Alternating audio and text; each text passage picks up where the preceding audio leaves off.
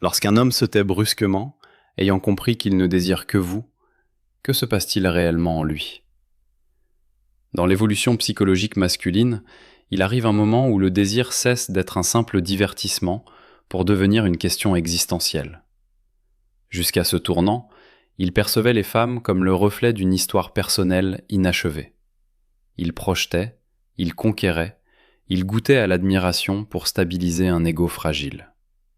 Mais au moment précis où il comprend qu'une femme a pénétré au-delà de sa façade, derrière le masque qu'il présente au monde, quelque chose d'irréversible commence. Selon la psychologie des profondeurs de Carl Jung, l'homme porte en lui une image féminine intérieure, l'anima. Il ne s'agit pas d'une femme au sens littéral, mais d'un archétype inconscient qui façonne sa perception de l'amour, de l'intimité, de la beauté et du sens émotionnel. La plupart des hommes vivent en rupture avec cette figure intérieure. Ils en répriment la sensibilité, en raillent l'intuition, en chassent la vulnérabilité au nom du contrôle. Puis ils rencontrent une femme qui reflète cette part cachée de lui-même. Et soudain, le désir qu'il ressent pour elle se transforme. Ce n'est plus une soif de l'ego, c'est un frisson de reconnaissance. Quand un homme comprend qu'il ne désire que toi, c'est souvent parce que tu as éveillé son anima, non pas seulement par la séduction, mais par ta simple présence. Tu ne sollicitais pas l'attention, tu ne te battais pas pour être reconnu, tu existais dans ta plénitude, et cette plénitude l'a déstabilisé, car désormais le désir n'est plus un jeu, c'est un appel. Sa première réaction est rarement la confiance. Le plus souvent, c'est la peur. L'ego masculin se construit sur l'autonomie, la conquête et l'indépendance.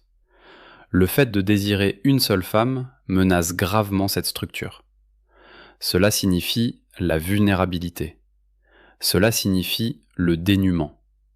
Cela signifie qu'une autre personne détient désormais le pouvoir de le blesser, non par la manipulation, mais par l'absence. Voici ce que vous devez comprendre. Quand il change, ce n'est pas parce qu'il a soudainement atteint une forme d'illumination. C'est parce qu'il est contraint d'affronter son ombre. Dans la terminologie jungienne, l'ombre représente ce qui est rejeté, ces parts de lui-même auxquelles il renonce pour paraître fort. Son besoin d'amour, sa jalousie, son aspiration à être choisi. Lorsqu'il réalise qu'il ne désire que vous, ces éléments de l'ombre remontent à la surface. Il se sent possessif et en a honte.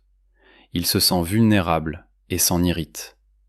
Il se sent dépendant et méprise cette sensation. C'est pourquoi il hésite. Un jour, il déborde d'énergie. Le lendemain, il est distant. Non pas parce que son désir s'est évanoui, mais parce que sa psyché est en pleine restructuration. Vous pourriez interpréter cela comme une contradiction, mais d'un point de vue psychologique, il s'agit d'une transformation. Son identité d'homme qui n'a besoin de personne est en train de mourir. Un nouveau soi naît, capable d'engagement. Et toute naissance est une épreuve.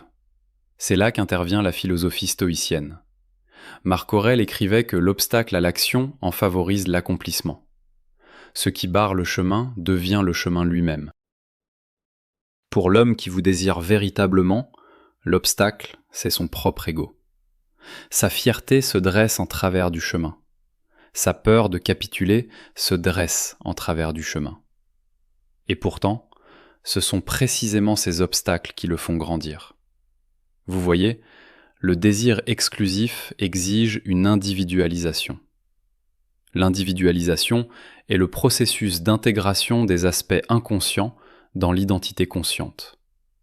C'est la maturité psychologique.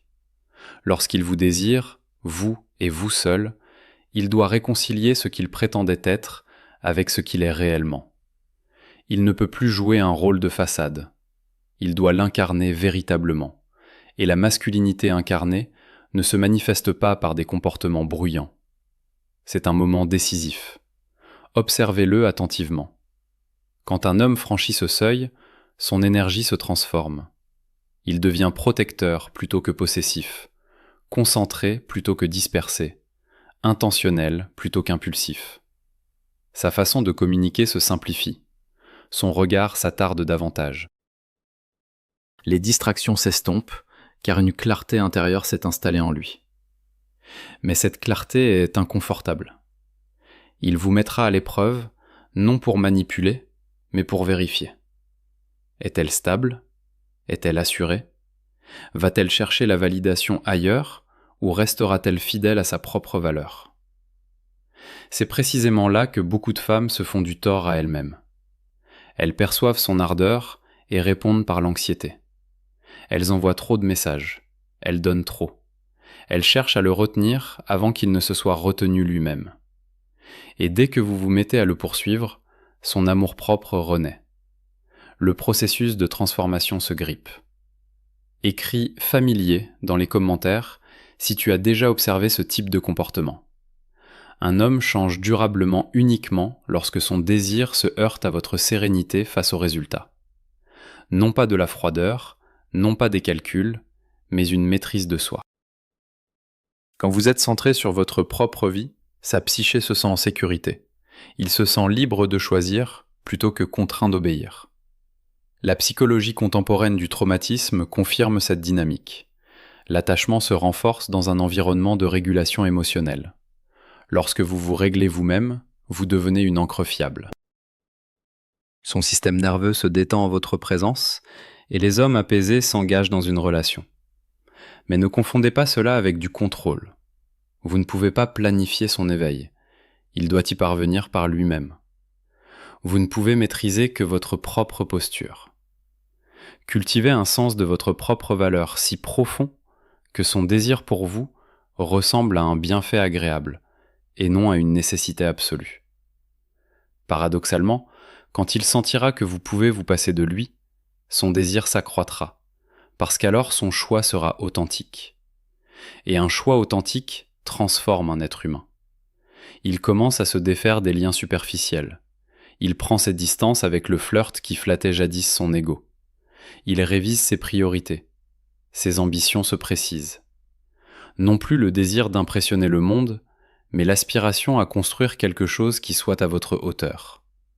C'est cette métamorphose dont on parle si rarement. Quand un homme comprend qu'il ne désire que toi, il ne tombe pas seulement amoureux, il se retrouve face à lui-même. Et si vous êtes sage, vous ne viendrez pas interrompre ce processus sacré. En lui se produisent des changements profonds, et ces changements ne sont pas aisés. L'homme qui se flattait autrefois de son détachement émotionnel se retrouve désormais à penser intensément, malgré lui, à une seule femme. Sa voix résonne dans son silence. Son absence pèse plus lourd qu'il ne l'avait anticipé.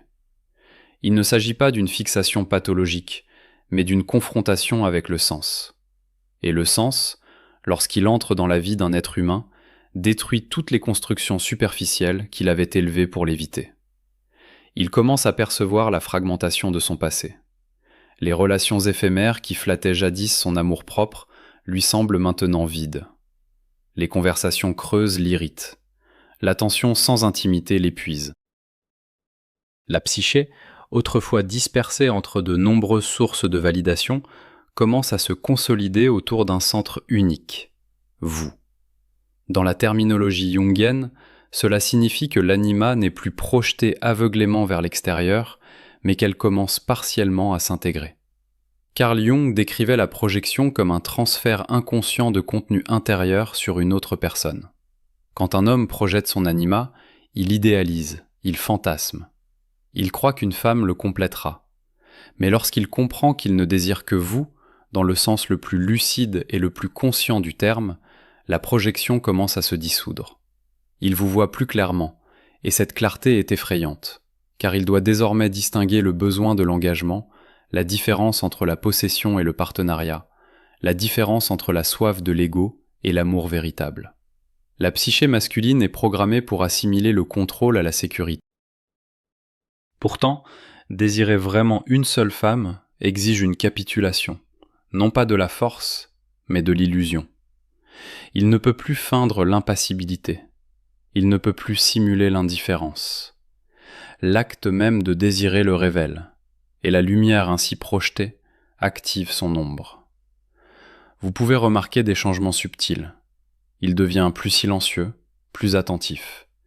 Il vous observe non pas avec méfiance, mais avec une forme de révérence mêlée de prudence. Il cherche à s'assurer que ses sentiments sont réels. Il s'interroge intérieurement. Est-ce une faiblesse, une forme de dépendance, ou est-ce une croissance? Cet examen intérieur est nécessaire.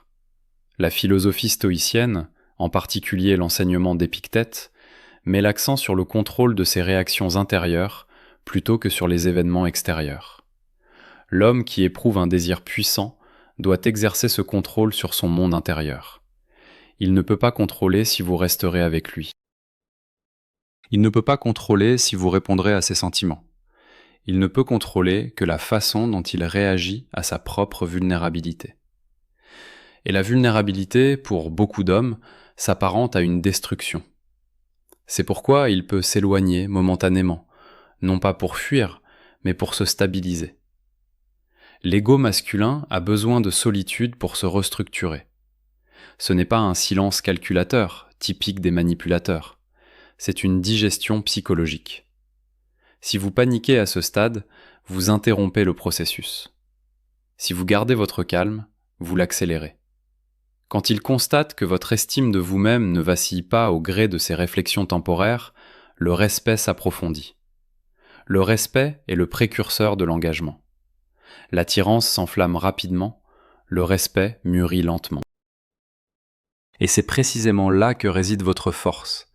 Non pas dans des tactiques de séduction ni dans une absence calculée, mais dans une conscience de soi pleinement intégrée. La femme qui a affronté sa propre ombre ne s'accroche pas quand un homme se replie sur lui-même. Elle comprend que l'individualisation est un travail solitaire. Elle n'interprète pas ses silences comme un rejet de sa valeur. Elle y voit une confrontation avec la sienne propre. Vous devez vous poser cette question. Êtes-vous prête à ce qu'un homme fasse un choix conscient? Car lorsqu'il fait ce choix, il le fait avec une pleine implication. Il commencera à aligner ses actes sur ses intentions. Ses paroles seront moins nombreuses, mais plus précises. Les promesses ne seront plus grandioses, elles deviendront constantes. Il commencera à vous associer à une vision à long terme, et l'avenir cessera de paraître hypothétique. Ce n'est pas une fascination impulsive, ce sont des changements structurels. Les neurosciences confirment cette transformation. Lorsque l'attachement émotionnel se consolide autour d'une seule personne, les connexions neuronales liées à la récompense et à l'attachement se renforcent grâce à la répétition et à l'exclusivité. Les pics de dopamine se stabilisent pour laisser place à un attachement lié à l'ocytocine. L'agitation chaotique liée à la nouveauté cède la place à une concentration tranquille, propre à l'engagement. Et cette concentration tranquille est d'une puissance considérable. Vous pouvez remarquer qu'il manifeste une tendance protectrice de façon subtile. Non pas territoriale, mais protectrice. Il prête attention à votre tension. Il ajuste son emploi du temps. Il devient orienté vers les solutions quand vous rencontrez des difficultés. Ce n'est pas parce qu'il cherche à posséder quelque chose, mais parce que le sens est entré dans son système de valeurs. Le sens, c'est ce qui entraîne une redistribution des priorités. Mais il est important de comprendre ceci. Il ne pourra s'engager pleinement dans cette transformation que s'il se sent choisi. Non pas poursuivi, choisi. Il y a une distinction psychologique importante. Quand on vous poursuit, cela nourrit l'ego. Quand on vous choisit, cela renforce l'identité. Quand vous le choisissez par abondance, et non par crainte de la solitude, vous activez l'expression la plus élevée de sa force intérieure. Écris cote 1 dans les commentaires si tu es prête à lui accorder cette liberté. Marc Aurèle écrivait que l'âme se teinte de la couleur de ses pensées. Lorsque ses pensées reviennent constamment vers vous avec clarté plutôt qu'avec anxiété, son âme s'imprègne progressivement de la lumière de l'engagement. Mais l'engagement exige du courage. Et le courage ne se manifeste que lorsqu'on affronte la peur en face, et non lorsqu'on l'évite. Si vous tentez de le forcer à prendre position avant qu'il n'ait surmonté sa peur, vous rencontrerez de la résistance. Si vous cherchez des garanties prématurées, vous activerez son ego défensif. En l'occurrence, la patience n'est pas de la passivité, c'est un silence stratégique. L'essentiel est ceci. Quand un homme comprend qu'il ne désire que vous, il se trouve au seuil de son propre développement. Il peut soit retourner vers la distraction, soit avancer vers un engagement profond. Votre rôle n'est pas de le tirer vers l'avant. Votre rôle est de demeurer tellement en harmonie avec vous-même que chaque pas vers vous ressemble à un pas vers le haut. Et les êtres humains tendent naturellement vers ce qui les élève. En lui se livre en ce moment une guerre silencieuse, non pas entre l'amour pour vous et la fuite, mais entre celui qu'il était et celui qu'il doit devenir. Son ancienne identité lui murmure les séductions de l'irresponsabilité. Elle lui rappelle la légèreté du détachement émotionnel, le confort du choix, le sentiment enivrant d'être désiré par beaucoup. Cette identité est commode, elle est rodée, elle est valorisée par la société, mais elle est superficielle. Et quand un homme a goûté à la profondeur, la surface commence à l'étouffer. C'est le seuil psychologique où beaucoup d'hommes s'élèvent ou reculent. S'élever exige la dissolution de l'ego. Reculer exige la distraction. Certains choisissent le bruit, d'autres choisissent l'engourdissement. Mais l'homme qui a véritablement compris qu'il ne désire que vous ne peut plus retrouver pleinement celui qu'il était auparavant. La prise de conscience l'a rendu incapable de se satisfaire de la médiocrité. Vous pouvez remarquer en lui une gravité qui n'existait pas avant. Son humour devient moins théâtral. Son attention s'aiguise. Il écoute davantage qu'il ne parle. Il commence à choisir ses mots avec soin, parce qu'il comprend qu'ils ont désormais une portée. Il touche quelque chose de réel. C'est l'intégration en mouvement. Selon la psychologie analytique, l'individualisation exige qu'un homme affronte non seulement son ombre, mais aussi sa persona, ce masque social. Pour beaucoup d'hommes, cette persona est faite d'une assurance hyper masculine, d'une invulnérabilité émotionnelle, d'un détachement stratégique. Elle est efficace au premier stade de l'attraction. Elle génère de l'intrigue, mais elle est incapable de soutenir une véritable intimité. Quand il comprend qu'il ne désire que toi, son masque se brise, et ce qui en résulte est brut et non façonné. Il peut reconnaître ses peurs de manière détournée. Il peut révéler par fragments des blessures de l'enfance. Il peut admettre ses erreurs passées avec une honnêteté inhabituelle.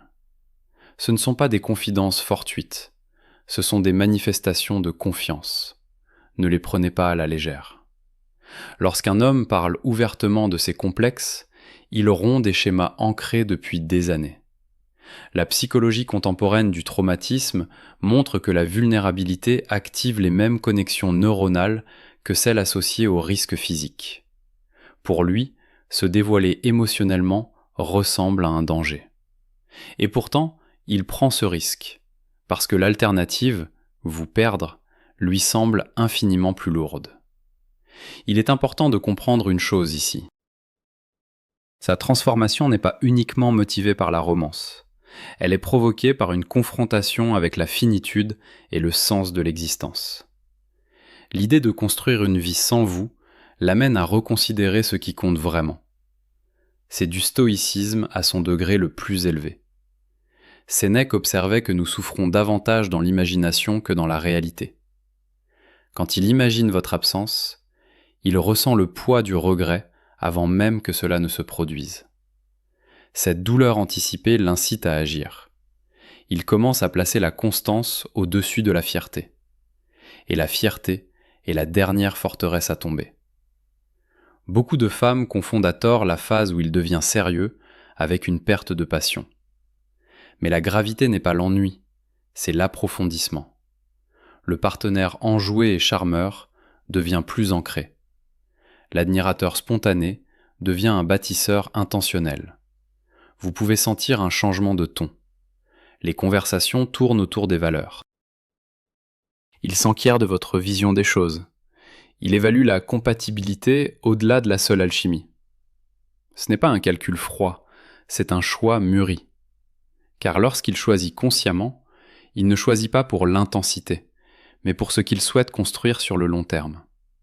À ce stade, votre propre intégration psychologique prend une importance déterminante. Si vous cherchez encore à valider votre valeur par son intensité, son calme pourrait vous déstabiliser. Si vous avez appris à associer le chaos à la passion, son équilibre pourrait vous désorienter. Mais le véritable amour n'est pas bruyant, il est régulier. Il se manifeste, il s'exprime clairement. Il ne disparaît pas lorsqu'on le met au défi. C'est ici que beaucoup de schémas inconscients tentent de briser le lien. Si vous avez un attachement anxieux, vous pourriez le mettre à l'épreuve. Si vous avez des tendances à l'évitement, vous pourriez vous retirer précisément au moment où il commence à s'approcher. La danse des blessures peut reprendre même à des stades avancés. C'est pourquoi le travail sur l'ombre est une démarche réciproque. L'homme qui ne désire que toi doit surmonter sa peur d'être absorbé. La femme qui a été choisie doit surmonter sa peur d'être abandonnée. Écris « ombre » dans les commentaires si tu prends conscience de tes peurs cachées.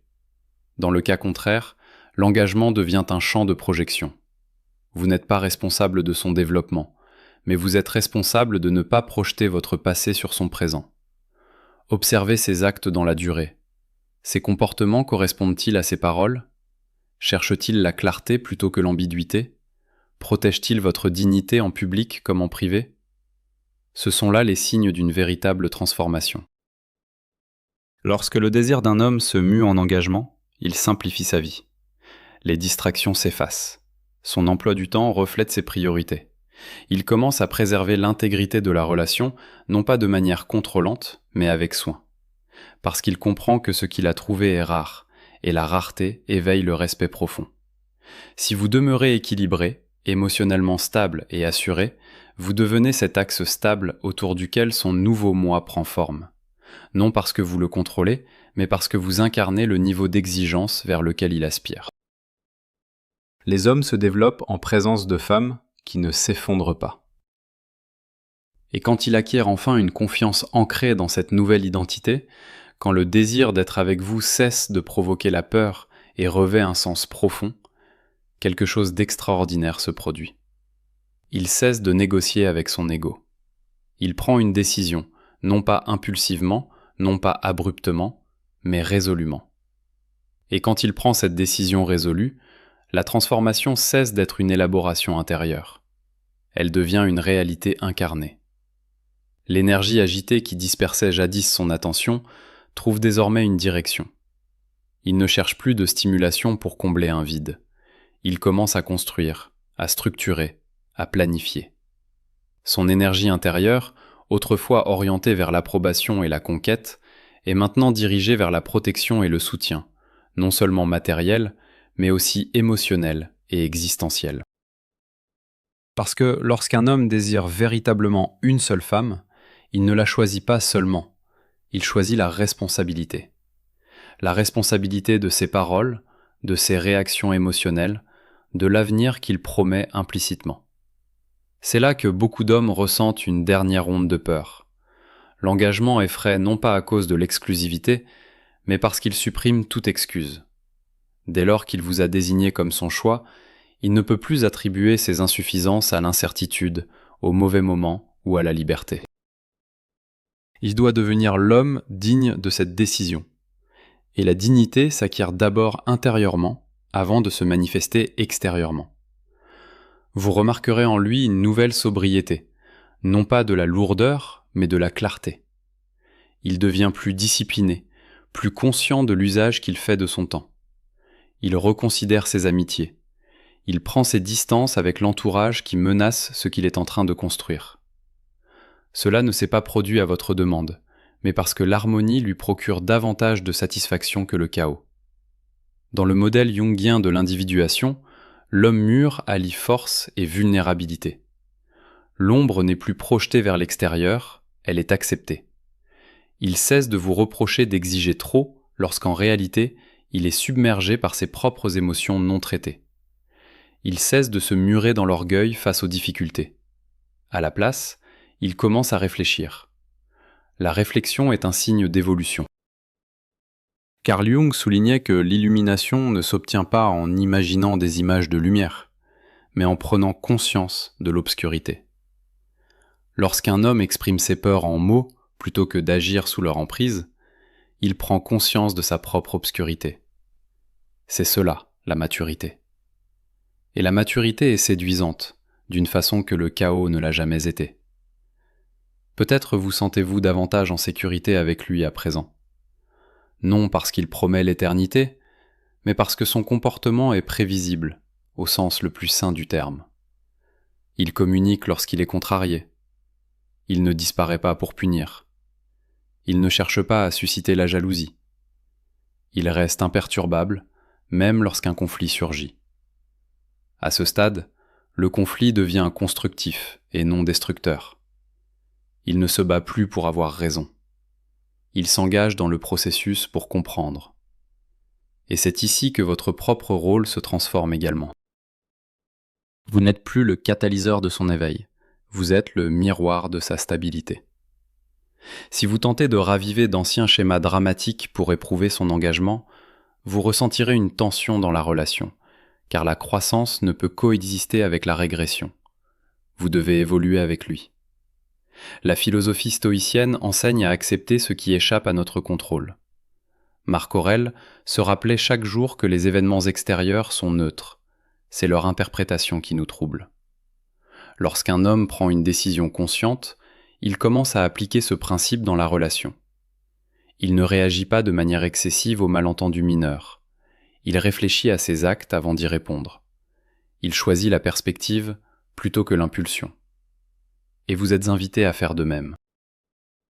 C'est une dynamique de pouvoir discrète, rarement évoquée. La femme qui a été choisie doit également choisir avec sagesse la manière dont elle va occuper cette place. Si vous fondez votre identité sur le fait d'être désiré, vous vivrez dans la peur constante de perdre ce désir. Mais si vous fondez votre identité sur votre propre valeur, son engagement devient un enrichissement de votre vie, et non son fondement. Lorsque les deux partenaires atteignent ce stade, l'amour cesse de paraître instable. Il donne l'impression d'un épanouissement intentionnel. Il ne s'accroche pas parce qu'il fait confiance. Tu ne cours pas après lui parce que tu sais. Il existe un espace sans insécurité, une intimité sans étouffement. L'attraction demeure, mais elle s'entrelace avec l'admiration et le sentiment de partenariat. Voilà ce qui se produit lorsque le désir arrive à maturité et se transforme en union consciente. Cependant, même ici subsiste une leçon essentielle. Sa transformation n'a jamais été quelque chose que vous lui avez imposé. Il l'a choisi lui-même, parce que vous incarniez des valeurs qui exigeaient de lui qu'il s'élève. C'est là que réside le paradoxe. Plus vous cessez d'exiger qu'il change, plus il dispose d'espace pour évoluer. Plus vous vous appuyez sur vos propres objectifs, vos amitiés, vos passions et vos limites, plus il comprend qu'être avec vous est un privilège, et non un droit. Il ne change pas parce qu'il a peur de vous perdre. Il change parce qu'être l'homme qui vous accompagne correspond à sa version la plus élevée de lui-même.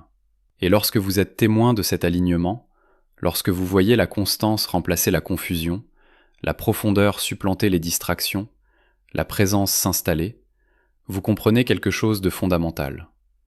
Vous n'avez jamais cherché à provoquer le changement. Vous l'avez incarné. Écris quote 3 dans les commentaires si tu choisis le respect de toi-même. La femme qui connaît sa propre valeur ne court pas après quelqu'un, elle choisit. Oui,